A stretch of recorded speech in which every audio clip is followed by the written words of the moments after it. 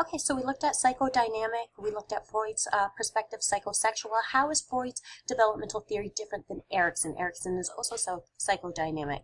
So Erikson placed less focus on sex. So remember, Freud's is psychosexual, Erikson is psychosocial. So Erikson placed way more emphasis on social relationships. And Freud's theory stopped in the teen years. The genital stops in teens, whereas Erikson said that we continue to develop all throughout our life. Okay, so Erikson's psychosocial stages, so you can go ahead and circle social there, and Erikson said that we develop through 8 stages that have this crisis, that we need to find this balance in between these two different things. Like in infancy, we are trying to learn how to trust others, but we also need a little bit of mistrust, right, in this world, so that we're not going and trusting every single stranger, stuff like that. So infancy is all about learning to trust your caretaker, all right? And if you are not taken care of, then you might have a sense of mistrust in the world.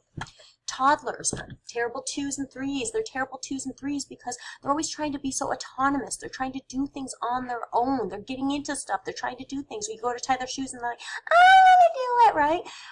They're always trying to be so autonomous. But you know what? They're still little buddies, and they're going to have a hard time, say, tying their shoes. So then they start to feel shame, and they start to doubt themselves when they fail at a task that they tried to do on their own. Then you have preschoolers that go a little bit further than just wanting to do things that people tell them to. They actually go out into the world with their own goals. They take the initiative to do things. They go out into the world wanting to conquer some sort of goal. All right, so in preschool, they start taking the initiative, and when they take that initiative, sometimes, you know, they fail at that. They don't do the best at going out and accomplishing their goal that they said that they were going to, so they start to feel some guilt for it. School age. School age is all about doing a lot of work, social skills work, academic work, things like that. Another word for work or associated with work is industry, being industrious. So industry, doing a lot of work. And sometimes, you know what, they're not going to do the best on all the math tests and spelling tests and things like this. They might not do as well as other students in their grade, and they might feel a sense of inferiority, all right? Then in the teen years are all about finding out who you are, figuring out your own identity, but also sometimes being confused about what their identity is or what their role is. So identity or role confusion. Now in young adulthood, it's about finding a partner, a life partner, finding friends, finding people that you can have some intimacy, that you can share your life with without losing your own identity. So intimacy, so that you no longer feel alone or isolated. In middle age, you're going to be having, you know, your kids. You'll have kids, and you'll also have your work. You'll maybe volunteering. This is a time of being generous to the next generation. You want to make a change. You want to have an impact in life. So middle age is all about generativity, being generous to the next generation, creating change, caring for your children, volunteer work, doing things in your work that you feel creates change. Or you start to feel stagnation. You might have a midlife crisis. You might feel like your life is going nowhere. Then, in late adulthood is a time for a life review, where you're looking back at your life and you're like, you know what, did I live a life of integrity? Did I live a life that is respectable? Can I look back and say, you know what, I don't regret what I did. I don't regret who I am. So it's a time of figuring out if you lived a life of integrity, so you don't feel despair, so you are not really sad about your impending death, so you don't feel despair, so that you're not dreading the end of your life. You might see these over here, these different 1 bun, 2 shoe, 3. All right, well, let's go over to that. It's a way for me to help you remember these different stages, all right? I just went over Erikson's psychosocial stages. Now I'm going to give you a way to remember it. You do need to remember these rhyming words. So say it over with me. Get these terms in mind. 1 bun, 2 shoe, 3 tree, 4 dinosaur, 5 dive, 6 sticks, 7 heaven, 8 plate. 1 bun, 2 shoe, 3 tree, 4 dinosaur, 5 dive, 6 sticks, 7 heaven, 8 plate. All right, so 1 bun. I'm going to tell you a story now to go along with these rhyming words. So Miss Hun has a rust rust-colored bun. So the first sentence is, Miss Hun has a rust-colored bun. Buns are a fast way to do your hair when you first have a baby who needs you. Your baby's going to need you a lot for feeding, for taking care of, things like that. So one bun, you should think of infancy and how moms and dads are going to be playing a real huge caretaking role as the baby learns to trust the caretaker. All right, so the Miss Hun has a rust color bun, so there's that rust. Trust versus miss, the miss from Hun, mistrust. One bun, Miss Hun has a rust color bun. From there, you think the miss, okay, that's the mistrust. Rust color bun, trust. So infants need to feel a sense of trust by being taken care of. So the next one is two shoe, right? Two shoe. As a toddler, Joe, the little baby, he's now 3 years old. He wants to be autonomous by putting on his shoes alone. You know what? But he's going to feel some shame because he can't. So autonomous versus shame. It's all about the terrible twos, terrible threes. They start doing things on their own. They start asserting themselves and controlling themselves. So two shoe. Joe wants to be autonomous, but then he feels shame because he won't be able to maybe tie his shoes on his own. Now three tree.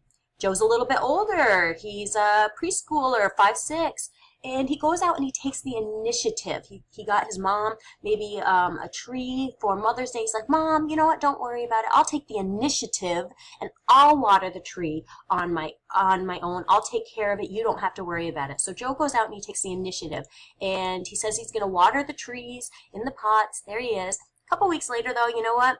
He's a preschooler. He's going to forget. And maybe he ends up forgetting, and the tree ends up dying off, and he feels a lot of guilt because here's this tree that his mom got for Mother's Day, and he said he'd take the initiative and water it, but he forgot, and the tree died, and now he feels a lot of guilt. So preschooler, taking the initiative, but when they feel a lot of guilt.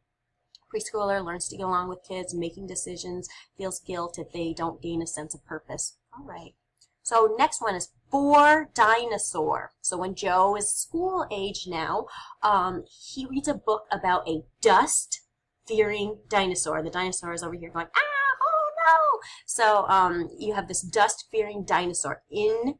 Industry versus inferiority. So there's the dust-fearing dinosaur. All right.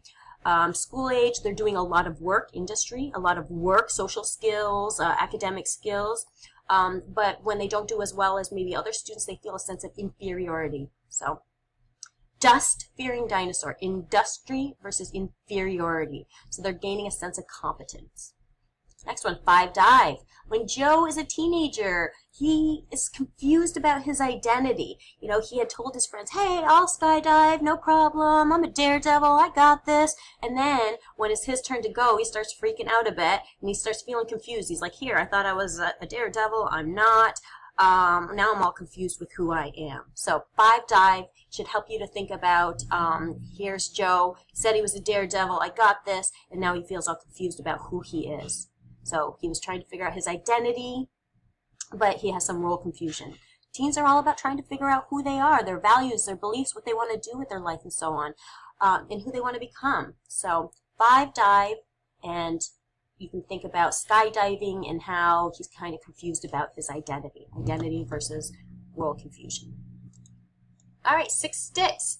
When Joe is in his 20s and young adulthood, he meets his wife, his intimate partner, while hiking. He gives her a walking stick, and they walk together with their walking stick through the woods, and he no longer feels alone. He no longer feels like he's living in isolation. So intimacy, he gives his intimate partner that stick, so he no longer feels isolated or alone in the woods. Early adulthood's about engaging in intimate relationships, finding satisfying work. Again, that intimacy, that connection. Next one, 7 heaven, 7 heaven. Who's going to go to heaven? The stag here is going to go to heaven. When Joe is in middle adulthood, he killed a stag. And Joe feels generous, though. You know, it's sad that the stag is going to heaven, but Joe's going to be generous. He's going to give this meat from the stag to a needy family. The stag still goes to heaven and all, but Joe was very generous because he gave the meat up to a needy family. Generativity, very generous. Generativity versus stagnation. There's that stag. The stag went to heaven. So middle adulthood.